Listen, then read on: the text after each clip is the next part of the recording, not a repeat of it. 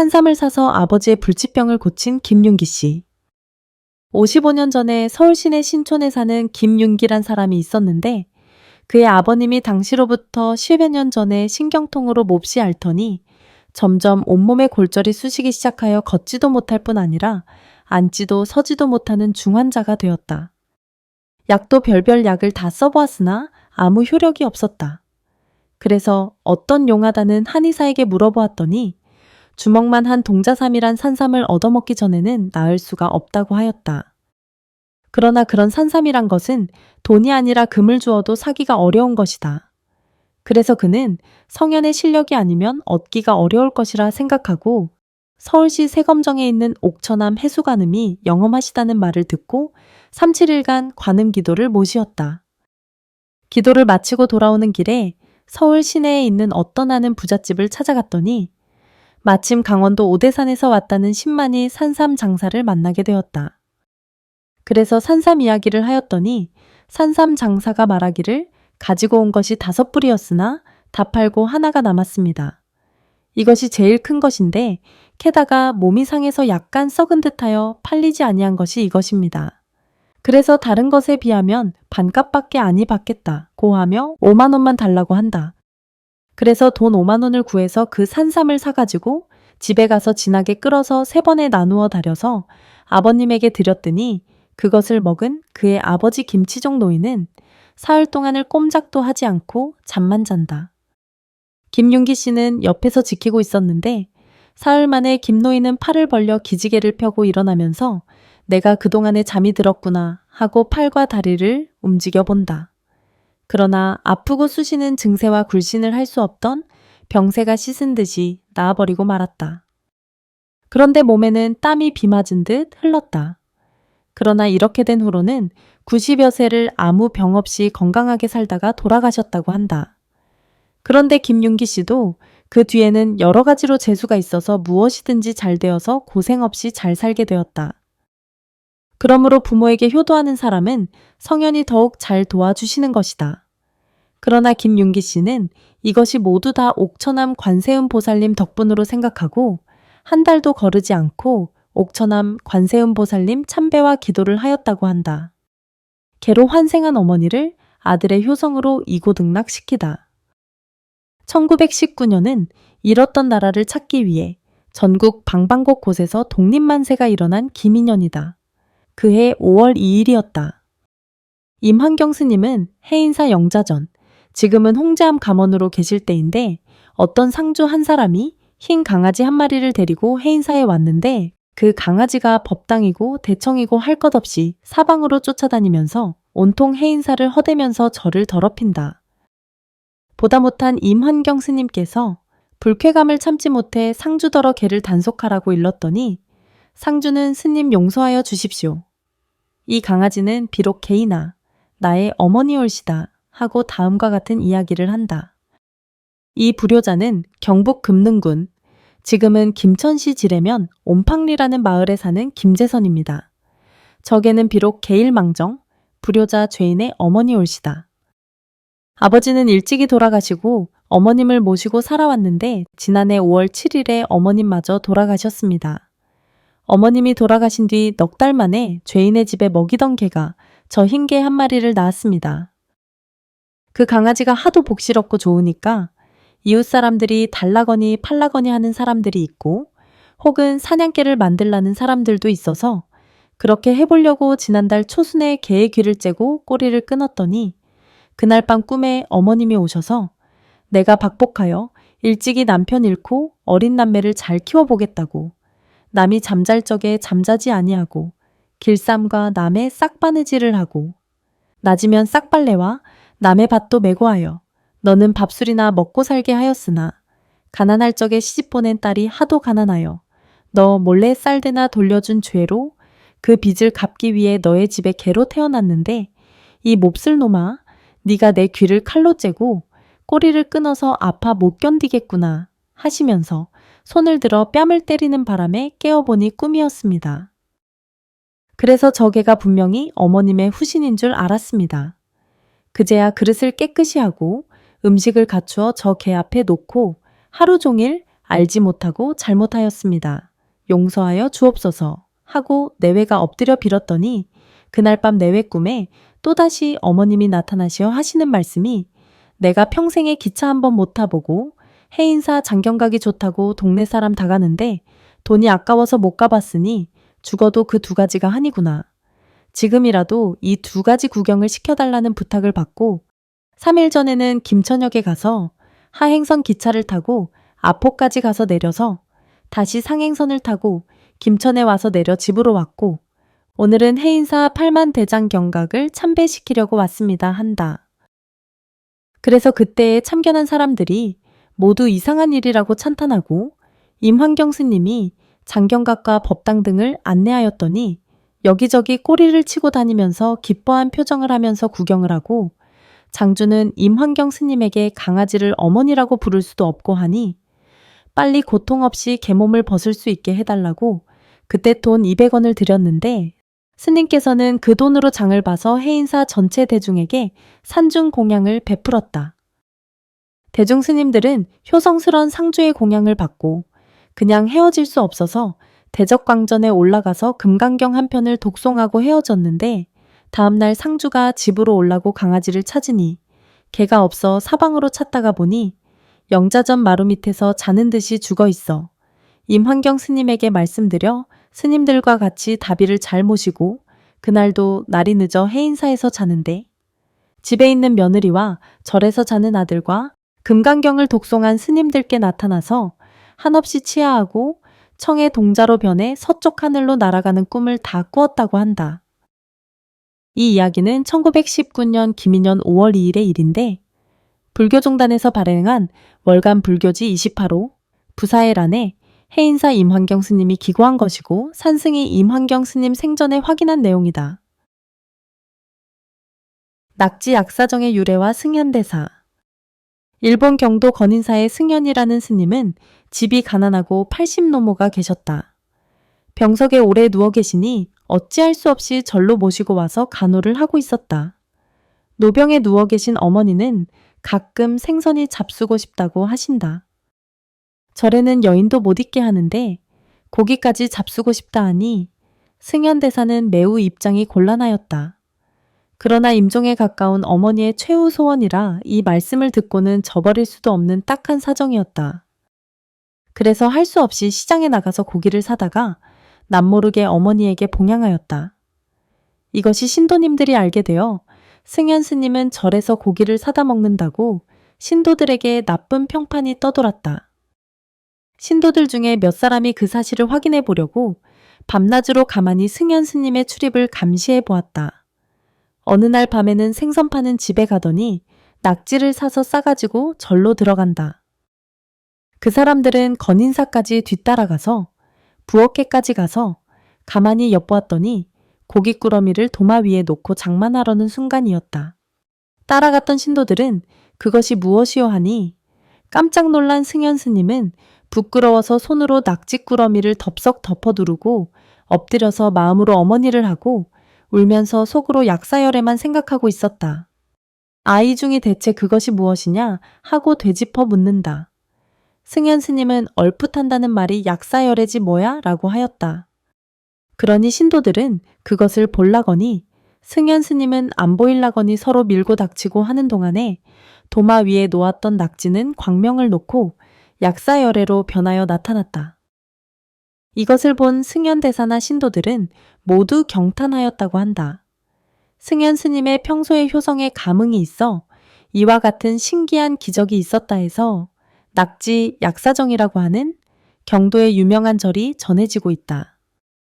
이 글은 효성이 지극한 스님에게는 있을 수 있는 일이기도 하고 외국에서도 이러한 신앙 이야기가 있다는 것을 확인차 일본에 계시는 정우 스님과 임도영 대덕화 보살님과 한번 참배한 일이 있다. 통도사 남봉 화상의 부모 천도. 이 이야기는 이씨 왕조 제25대 철종 7년, 병진년, 서기 1856년, 지금으로부터 163년 전쯤에 경상남도 양산군 영축산 통도사에서 있었던 일이라고 한다. 남봉 화상은 어렸을 때 일찍이 양친 부모님을 잃고 유리걸식하다가 어느 해 설에 통도사에 와서 섣달 금음날을 맞게 되었다. 그때 절 머슴이 있는 방, 신방에 붙여있던 걸식군 가운데 한 아이가 얻은 밥을 가지고 헛간으로 들어간다.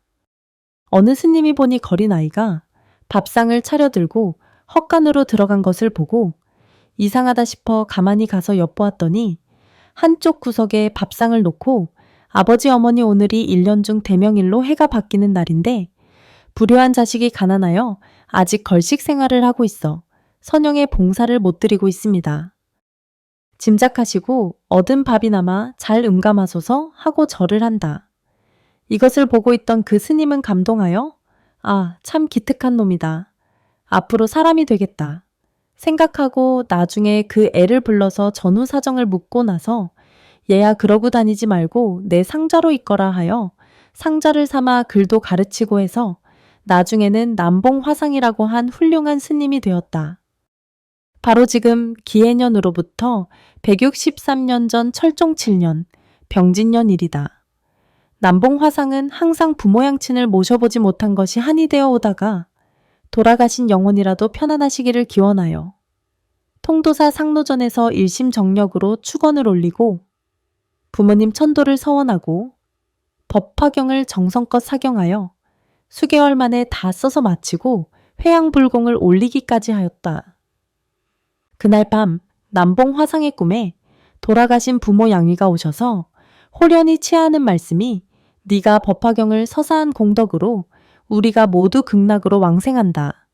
하시면서 우리 자취를 알려거던 언양군 삼동골 매가에 가서 보면 알 것이다. 꿈을 깨고 나서 그 이튿날 삼동골 매가에 가보았더니 과연 매가에서 먹이던 농구가 어제 밤에 죽어버렸고 그 이웃집에서도 농우 암소가 죽어버렸다. 그래서 분명히 그 소들이 자기 부모의 후신인 줄 확신하고 소무덤에 제사를 모셨다는 이 이야기는 을충년 1925년에 해인사 벽운 화상께서 목도하였다고 이야기하는 것이라고 벽담 스님께 어릴 적 들은 것이다. 현대판 심청의 가와 경상북도 금능군, 지금은 김천시 백옥동에 사는 당시 37세 되는 함실경이라는 사람은 어려서 아버지가 일찍 돌아가시고 당시 80세 되신 홀어머니를 모시고 가난한 살림을 살아오던 중 1918년 무오년에 함실경의 어머님께서 눈병이 나서 병원을 다니시고 약을 써도 낫지 않고 필경에는 앞을 못 보게 되었다. 함실경은 부인 구순애와 협력하여 늙은 어머니를 봉양하는 한편 6년 동안을 하루같이 매일 새벽 2시경에 일어나 냉수를 길어다 눈을 씻어드리고 집에다 불단을 만들어 부처님을 모시고 부처님께 어머님 눈뜨게 해달라고 기원을 하였는데 1933년에 이르러서 드디어 눈을 다시 보게 되었다. 불황민들은 그 효성이 지극함을 금능군에 추천하여 그 효행이 독실한 부부를 효자효부로 금능군에서 표창하였고 또한 그때 돈 5원 80정과 녹그릇 2벌을 표상으로 주었다고 한다. 이 함실경과 구순의 효자효부는 내 어머니 내가 모시고 내 어머니 내가 눈뜨게 해달라고 기도한 것이 상 받을 것은 아니다고 극구 반대하면서 그 돈은 어느 기관에 기부하였다고 한다. 이 글은 1938년 무인년 8월 23일 조선일보에 보도된 내용이다. 맹모봉양과 효종의 동정. 경주 분황사 금방동리라는 곳에 여건이란 사람의 딸, 지은이란 처녀가 조실기부하고 눈 어두운 어머니를 받들고 동서로 다니면서 밥을 빌어다가 그 어머니를 봉양하였다. 그러나 나이 20세쯤 되어서는 관연한 처녀가 문정걸식은 차마 할 수가 없어 어머니도 모르게 하루는 남의 집 종으로 몸을 팔아 그 돈으로 어머님 봉양할 자금을 마련하여 놓고 새벽에는 일찍 일어나 밥을 지어 어머님에게 드리고 종으로 팔린 집에 가서 온종일 일을 마치고 저녁이면 늦게야 집으로 돌아와서 어서 밥을 지어 어머님에게 올리기를 계속하면서 나이가 차껏 많은 시집 갈 생각도 없이 어머님을 위하여 몸과 마음을 바칠 결심뿐이었다. 그러나 남의 집 종이 되었으니 어찌 뜻과 같이 봉양할 수 있었으랴. 제때에 꼭꼭 조석 진지를 해드리지 못한 때가 종종 있었다. 어느 날 어머님 말씀이 나이 관연한 여식이 마음이 변하여 가는구나. 요새는 밥이 따뜻하지 않고 낮이면 어디 가서 그렇게 오래 있다 오느냐 하면서 한숨을 짓는다. 지은이는 혼자 목마른 가슴을 움켜누르고 눈물을 흘리면서 어머님 관연한 내가 항상 남의 집 문전에 밥 빌러 다니기가 어려워서 동리 아무댁에 종으로 몸을 팔아 그 돈으로 어머님 모실 자금을 마련하고 낮이 되면 그 집 일을 하고 저녁 늦게 돌아와서 어머님 밥을 지어 드리게 되니 아무리 잘하려고 하여도 자연히 그렇게 되어버립니다 하고 대답하였다. 그 어머니가 딸을 붙잡고 지은아, 불쌍한 내 딸, 지은아 시집가서 행복하게 달게 살 나이에 남의 집 종으로 팔리다니 이게 웬 말이냐 하고 방성통곡 하는 것을 효종이란 재상의 아들이 듣고 크게 감심되어 백미열섬을 보내기로 하니 그 양친 부모가 효종의 착함에 감동하여 옷 한 벌을 같이 보내었다. 효종의 집 하녀들이 이 말을 듣고 각기 돈을 모아 지은이의 종을 물리고 눈어둔 어머님을 잘 모시게 하였다. 이 소문이 널리 성중에 퍼지자 상감님께서 들으시게 되었다. 그리하여 임금님께서 백미 50섬과 집 한 채를 하사하시고 일체 부역을 특면하시고 모친 봉양에 다른 걱정될 일이 없도록 분부하셨다. 그리고 왕은 효종의 자애심이 두터운 것을 기특하게 생각하여 그 형군 헌강대왕의 공주와 백년 가약을 맺게 하였다. 삼국유사에서 망부의 부탁으로 법화경 서사 천도. 부산 동래 지금은 금정구 범어사의 정진이란 스님은 울산 사람 손유상의 아들인데 아버지 손유상이 일찍 돌아가시고 산에 들어가 스님이 된 지 꼭 10년이 되던 해 1931년 신미 5월 28일 밤 꿈에 한 노스님이 지장보살님 화신인 듯이 오셔서 놀러 가자고 하기에 어디인지 따라갔더니 한눈 파는 사이에 노스님은 간 곳 없이 사라져버리고 자기 혼자 섰는 데가 사람의 자취가 끊어진 바다 한가운데 외로운 무인절도 섬이었다. 저 끝없는 이 외로운 섬에서 웬 사람이 나타나서 너는 어디 살고 성명과 고향이 어디냐고 쭉 묻더니 홀련히 그 사람이 한숨을 푹 쉬더니 네가 내 아들이로구나. 너를 못 본 지 여러 해가 되었으나 이승과 저승이 달라서 만날 길이 없더니 오늘 여기서 너를 만나 이런 다행이 없구나 하고 통곡을 한다. 그러나 정진 스님은 그 아버지라는 사람의 음성을 들으니 생시의 음성과 모습이 너무 달라서 생시에 하시던 일과 별세한 날짜 등을 물어보니 여압부절함으로 그때사 어버지하고 통곡을 하였다. 그 아버지께서 괴로워하면서 말하기를 선하게 업보는 자기가 지어 자기가 받는다. 누구에게 한탄하고 원망할 것도 없다. 우지 마라 하시면서 여기는 연부제 동쪽에 있는 요사지옥이다. 내가 여기에 들어와서 고통이 말할 수 없구나. 그러나 너의 종숙인 우리 동네에 살던 문태기도 같이 여기에 있다. 그러나 내가 처음 왔을 때 이 지옥에서 벗어나 생천한다는 사람 하나가 있었고 그 뒤에는 한 사람도 없다. 생천한 사람은 중국 소주 땅에서 관리로 있던 정익수란 사람인데 그 아들 태을이가 법화경 천편을 외워서 부모 천도의 기도를 드린 공덕으로 이고등락하였으니 너도 나를 위하여 법화경 한지를 서사 독송해서 이고등락해 하여 달라고 간절히 부탁하고는 인홀불견 사라지고 없었다. 꿈을 깨고 나서 울산 고향에 가서 어머니에게 꿈 이야기를 하니 어머니도 슬퍼하며 이 기도에 협력한다고 한다. 법공양할 준비를 하여가지고 순천 서남사경운 대종사님 회상에 가서 법화경을 서사 독송케 되었는데 그 뒤에 꿈속에 아버지가 나타나서 너의 법화경 서사 독송한 공덕으로 나도 이제 천상으로 이고등락한다는 현몽이 있었다는데 법화경을 수지 독송하면 공덕이 많다는 이야기는 허다히 많이 전해고 있다.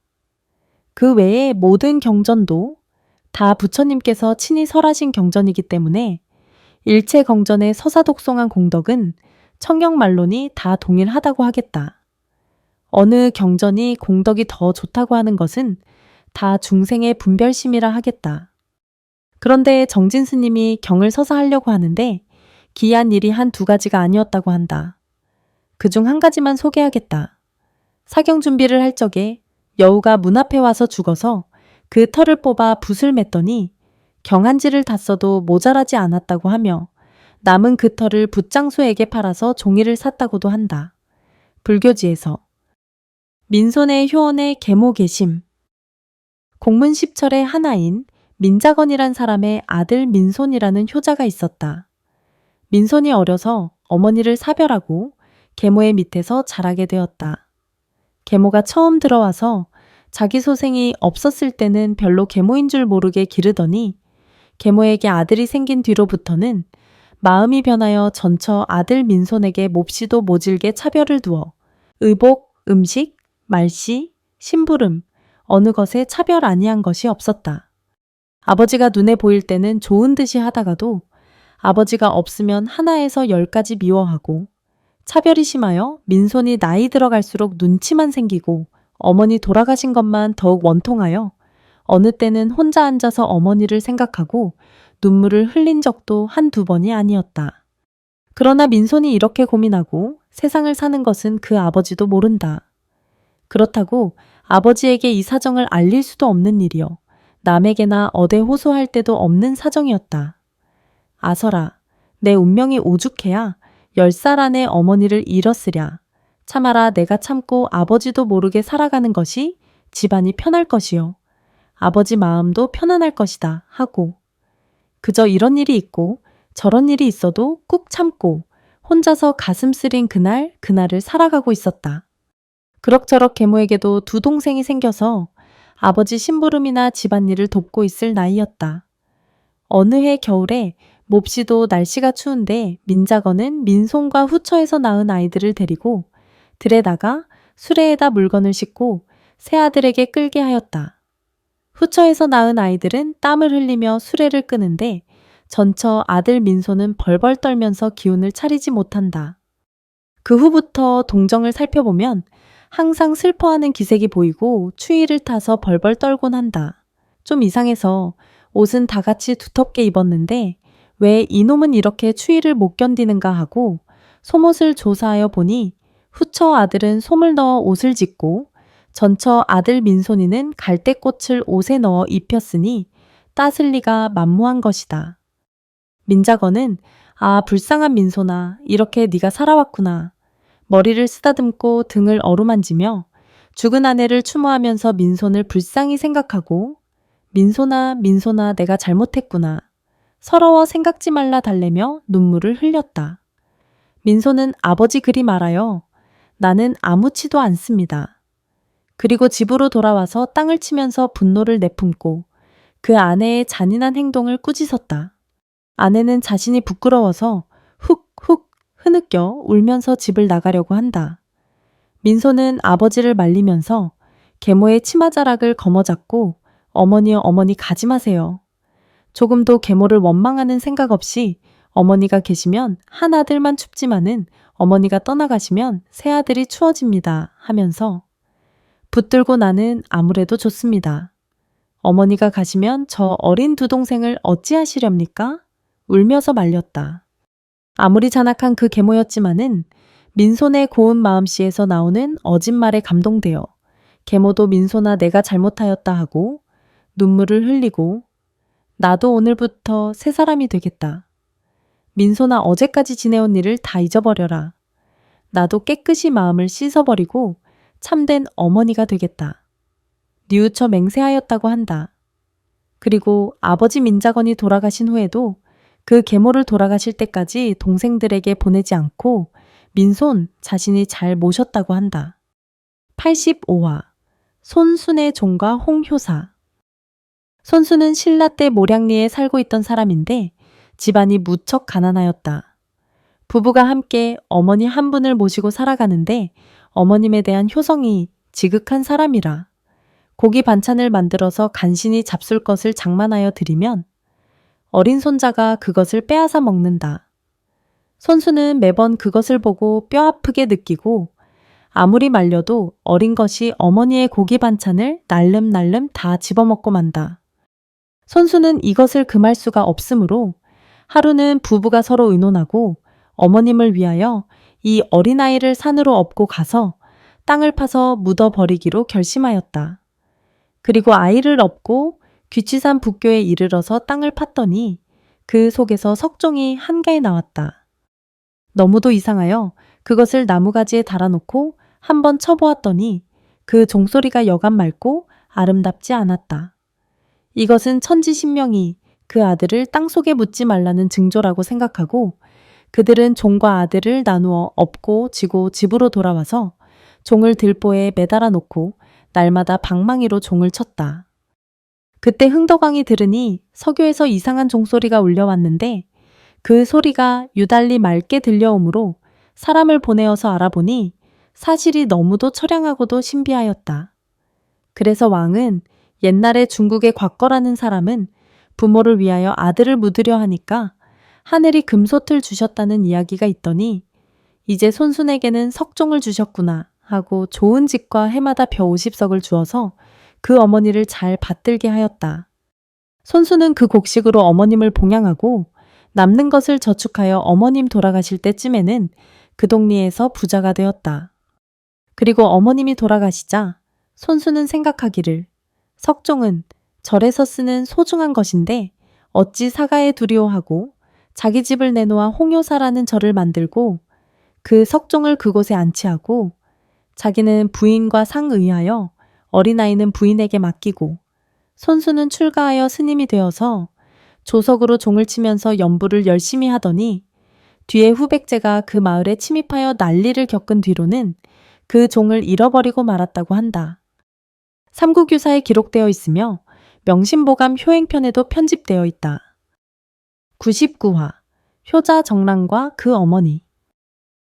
중국의 유명한 24요 가운데 한 사람인 정란은 어려서 아버지를 잃고 어머니 밑에서 장성하였다.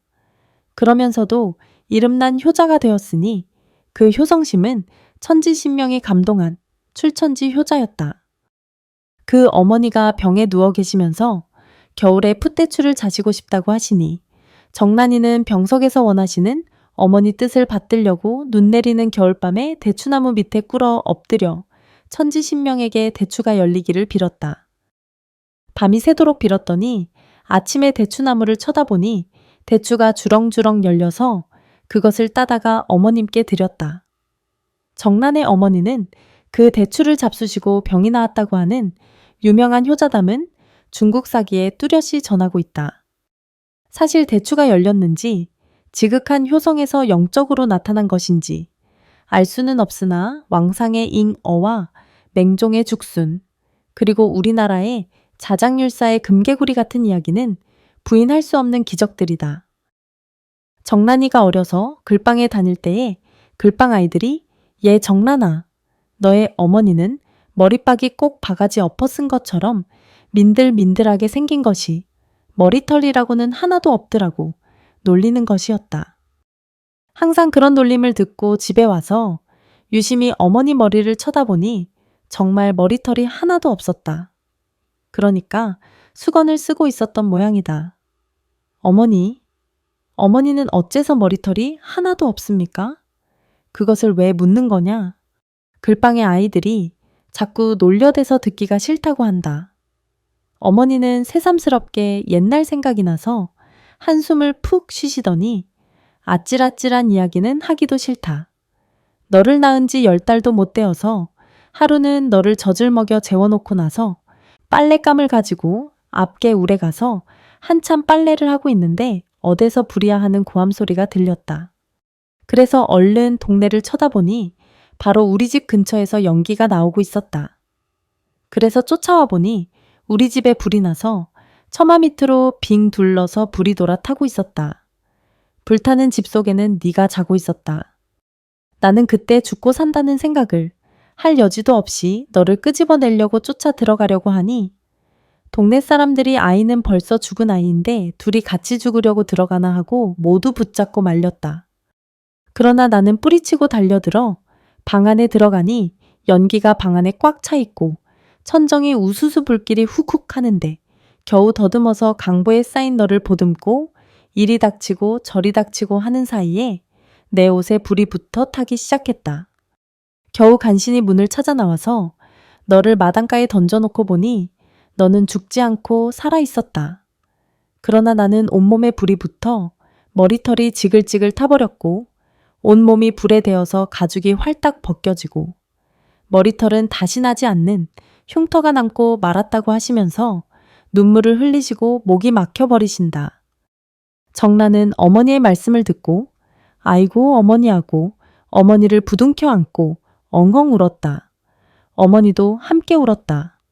이때부터 정란이는 나를 살리시려고 불구덩이에 뛰어들어가신 어머니 마음을 생각하고 어머니를 향한 지극한 효성은 천심을 움직이게 하였던 것이다. 가등들땅 포교사전에 있는 글이다. 도효자의 효성에 범이 감동.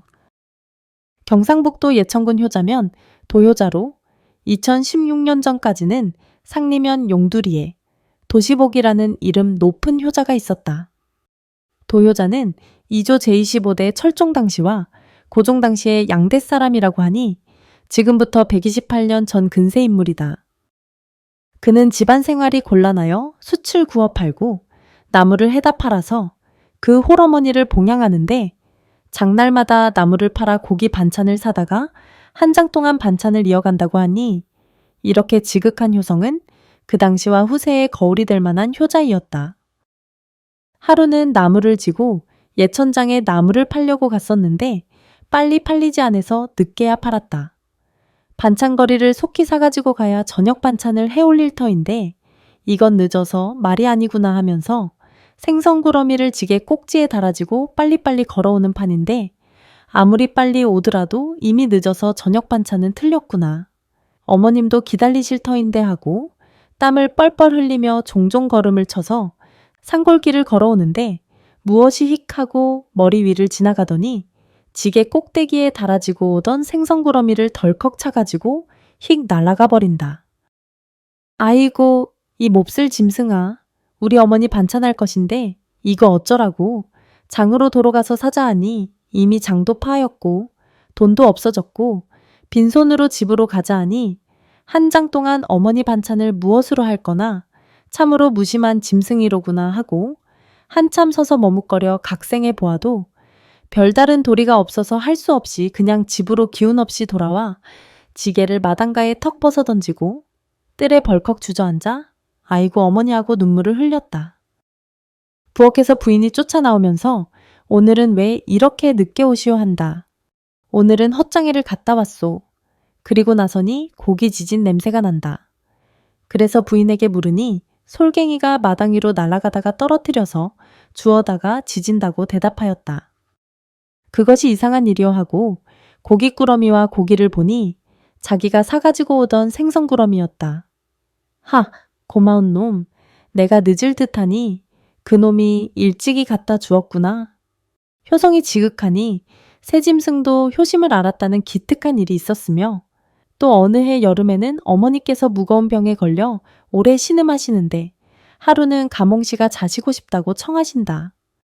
그러나 이 여름에 어떻게 가몽씨를 구할 도리가 없어서 천지 신명님께 빌 수밖에 없다 생각하고 감나무 밑에 엎드려서 밤이 새도록 빌어보아도 감이 열리지 않아서 그 이튿날 밤에도 또 빌었다. 밤이 깊어지자 큰 호랑이가 곁에 와서 찝적대는 것이 해칠라는 것이 아니고 저에게 업히라는 신용을 하므로 두려움을 잊고 엎혀보자 하고 범의 등에 엎혔더니 과연 어디인지 자꾸 내달리는데 어느 산촌에를 가니 밤은 깊었는데 불빛이 빤한 집 문 앞에 가서 내려놓는다. 그래서 그 집에 들어가서 자고 가기를 청하였더니 사랑방으로 들어오라고 한 뒤에 한참 있다가 제사를 모셨다고 음식을 차려왔는데 떡과 각종 과실을 차려내왔다. 거기에 5~6월인데 가몽씨가 있었다.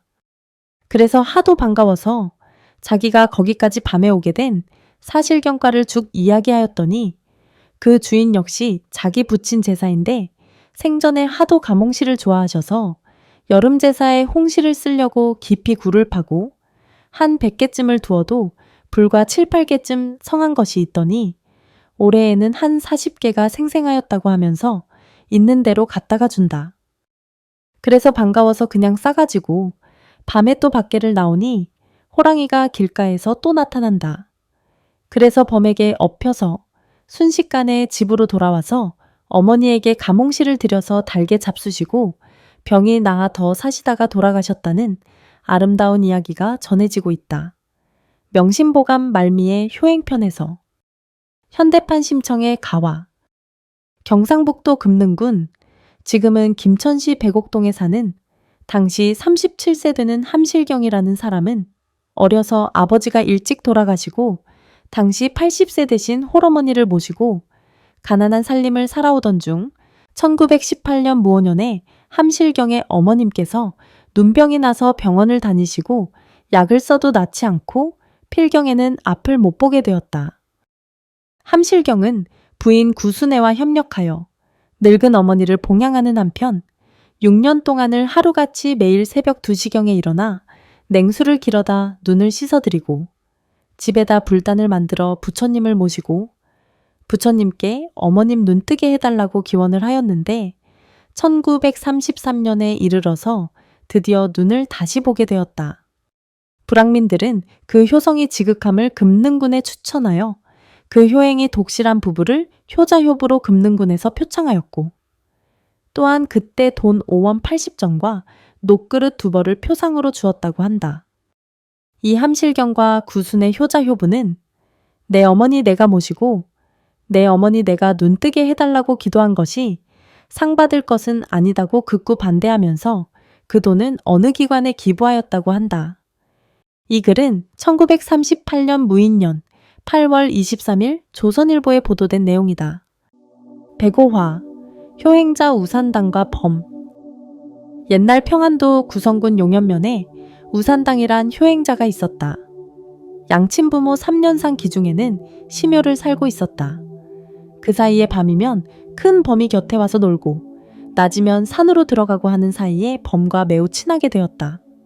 어느 날은 올 때가 되었는데 오지 않으니 몹시 기다리고 궁금해서 오늘은 웬일인가 하고 간절히 기다리다가 그럭저럭 잠이 들었던지 꿈속에 범이 와서 눈물을 줄줄 흘리면서 하는 말이 내가 지금 영변무창산 말랑이 함정에 빠졌는데 아무리 나오려고 하여도 나올 도리가 없고 날이 새면 사람들이 와서 나를 죽일 터이니 최후로 당신에게 고별 인사나 하려고 왔다면서 눈물을 흘리고 있다.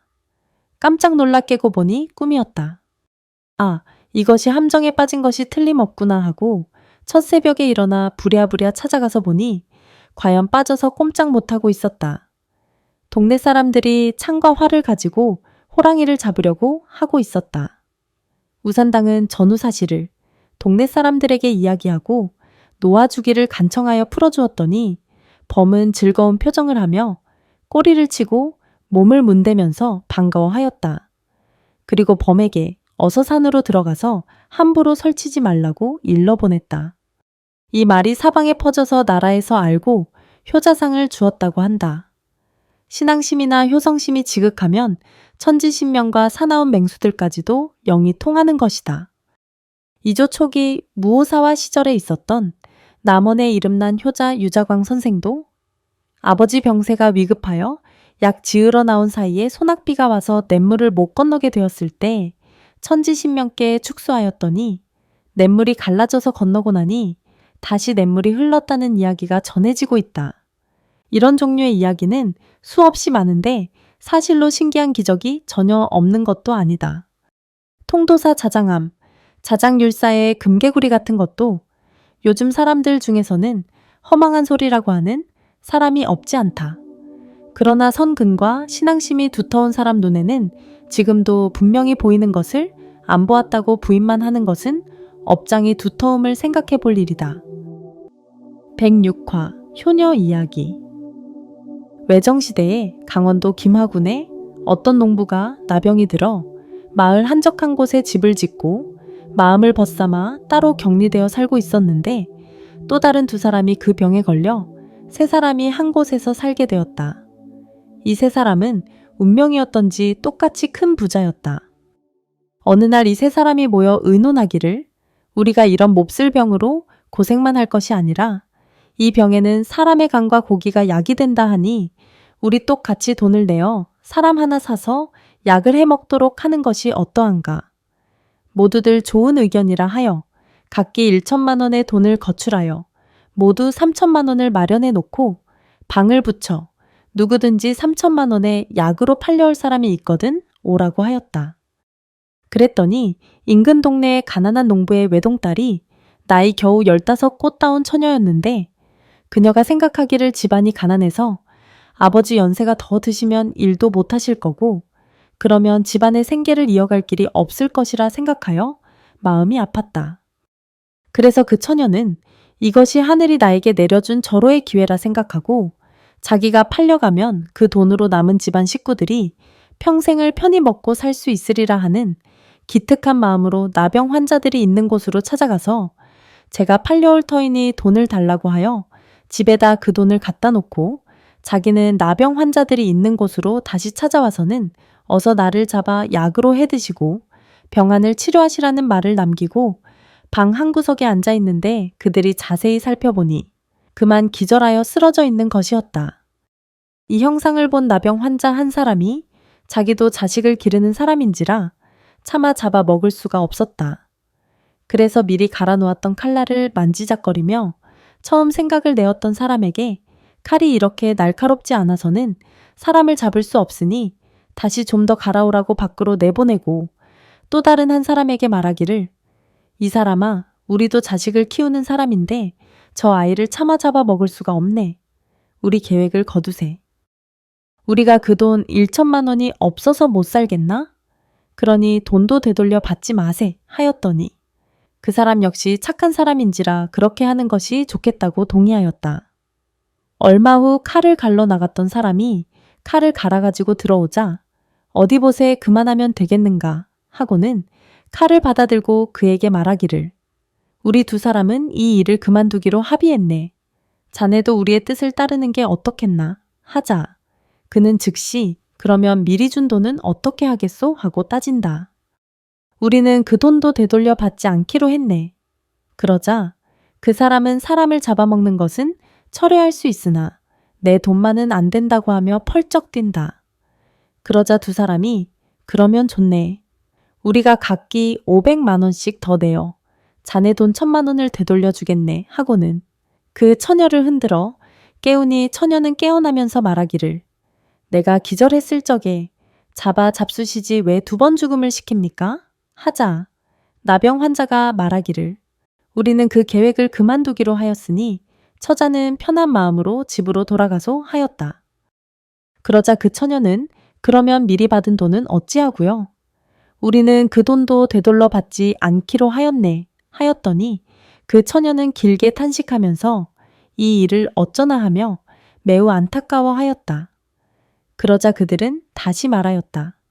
우리는 부자라 그 돈이 없어도 살 수 있으니 걱정하지 말고 어서 집으로 돌아가서 부모님이나 잘 봉양하라 하니 감사하다고 머리 숙여 살해하고 다음 날 다시 오겠다는 말 한마디만 남긴 채 집으로 돌아갔다. 그의 아버지가 묻기를 도대체 너는 지금 어디에 갔다가 이제서야 오느냐? 고 하시자 지금까지 있었던 일들을 사실대로 낱낱이 털어놓았다. 그의 아버지는 불같이 진노하면서 내 인연, 애비하고 무슨 원수를 졌기에 이 애비 가슴에 대못을 받고 죽으려 했느냐 하면서 심히 꾸짖으며 그 돈은 어디에 두었느냐고 묻는다. 돈이 있는 곳을 말하니 아버지는 그 돈을 찾아들고 되돌려 주려고 하자 처녀가 말하였다. 아버지, 그분들은 그 돈이 없어도 살만한 분들입니다. 그러나 우리는 그 돈이 없으면 아버님 노후에 고생하실 것이 불을 보듯 뻔한 사실이기에 자식으로서 참아 볼 수 없어서 제가 아버님을 편히 모시고자 이 목숨을 팔고자 하였던 것입니다. 제가 살아가면서 차츰 그 은혜를 갚을 터이니 그 돈은 우리가 썼으면 합니다. 하면서 아버지를 붙들고 애원하였다. 딸의 말을 들은 아버지는 딸이 애비를 고생시키지 않으려고 목숨까지 팔은 효성심을 가상히 여겨 눈물을 흘리며 딸의 말을 따르기로 했다. 딸은 다음 날 아침에 일어나서 아버지에게 시장에 가셔서 찹쌀한 말, 누룩, 술담을 단지를 사다 달라고 부탁했다. 아버지는 딸의 말대로 돈을 가지고 시장에 가서 딸이 부탁한 것들을 사다 주었더니 처녀는 그 찹쌀과 누룩으로 술을 담으면서 자기의 허벅지 살을 베어 넣었다. 그 술이 다 익을 때까지 매일 아침 장독대에다 정화수 한 동이를 떠다 놓고는 천지 신명님께 기도드리기를 하루도 빠지지 않고 보름 동안이나 계속하였다. 그 술이 다 익자 아버지에게 환자들을 모시고 오라고 한다. 아버지는 딸의 말대로 나병 환자들이 있는 집으로 가서 그간의 상황을 이야기하고 딸이 2분을 모시고 오라고 했다고 말을 전했다. 2 나병 환자는 기뻐하면서 말하기를 그런 효녀가 어디 또 있겠습니까? 아버지를 위해서 그렇게 귀중한 목숨을 팔다니. 심청이가 따로 있나 그래서 차마 잡아먹을 수 없었다. 천지신명이 도우셨네. 심청인들 이보다 더 나을 수 있겠나? 하면서 칭찬이 자자했다. 2 나병 환자는 농부를 따라가는데 한 사람은 돈을 되돌려 받았으므로 따라가지 못하였다. 2 사람이 그 집에 도착하니 처녀가 나와서 영접하여 방으로 모시고는 술을 거르려고 술독을 열고 보니 술 빛깔이 새빨갰다. 처녀는 아버지, 이 술을 대접하기에는 도저히 불가하니 술을 새로 사오셔야 되겠습니다. 술빛이 이상하게 새빨갛습니다. 하니까 2 환자가 말하기를 아닙니다. 우리는 다른 술은 싫습니다. 그 술이 빨갛건 검든 간에 우리를 위해서 처녀가 정성껏 담았으니 그 술을 주십시오. 다른 술은 먹지 않겠습니다. 라고 한다. 처녀는 하는 수 없이 그 술을 걸러 들여 놓으니 2 사람이 술 맛을 보고 세상에 이렇게 맛있는 술은 생전 처음 먹어본다고 하면서 서로 잔을 주거니 받거니 하며 그 술 한 동이를 한 대쯤 남기고는 거의 다 마셨다. 그리고는 술이 취해 쓰러졌다. 처녀의 아버지는 한 사람씩 업어다 그들의 처소에 모셨다. 다음 날 아침 한 대 남은 술을 마저 가지고 환자의 집에 갔더니 환자는 그제서야 술이 깨어 일어나며 여보시오, 우리가 어제 먹던 그 술이 아직 남았는가? 하고 묻는다. 어제 마시고 남은 것이 한 대쯤 되는데 가지고 왔습니다. 하였더니 그들은 몹시 기뻐하며 이 술에 무슨 약을 넣어 만들었는가? 이 술을 먹고 나니 병균이 이렇게 몸 밖으로 쏟아져 나와 죽었습니다. 하기에 자세히 살펴보았더니 빨갛게 쏟아져 나와 죽어 있었다. 2 나병 환자는 그 술로 해장을 하고 나서 그 후부터 진물이 마르고 한 보름쯤 지나자 종창이 거의 아물더니 한 달이 된 후 허물을 벗고 나니 전에 성했던 몸과 똑같이 되었다. 이 2 사람은 그 처녀의 집에 찾아와서 술을 어떻게 담았기에 이렇게 신비한 약이 되었느냐고 물었다. 그 처녀가 사실대로 이야기를 하였다. 그랬더니 2 환자는 세상에 이럴 수가 있을까? 부모를 위해서 목숨을 파는 것도 어려운 일이거늘. 더구나 우리들의 은혜를 갚기 위해 살을 베어 술을 담고 신명님께 기도를 드리는 것은 목숨을 파는 것보다 더 어려운 일이다. 이것은 모두 부모를 위하는 효성심에서 비롯된 것이다. 천지신명인들 어찌 감동하지 아니하시리요. 우리의 고질병이 이렇게 말끔히 나았으니 우리가 어찌 그냥 있을 수 있겠는가 하면서 논을 사주고 새로 집을 지어 주었다. 그리고 그 처녀가 효녀라는 소문이 자자하자 어느 양반집에서 청혼이 들어왔다. 그 양반집으로 시집가게 되자 2 부잣집에서 많은 혼수를 준비해 주었다. 그리고 그녀는 시집가서 아들 8형제를 낳았는데 모두 군수, 서장 등 훌륭한 사람이 되었다고 한다.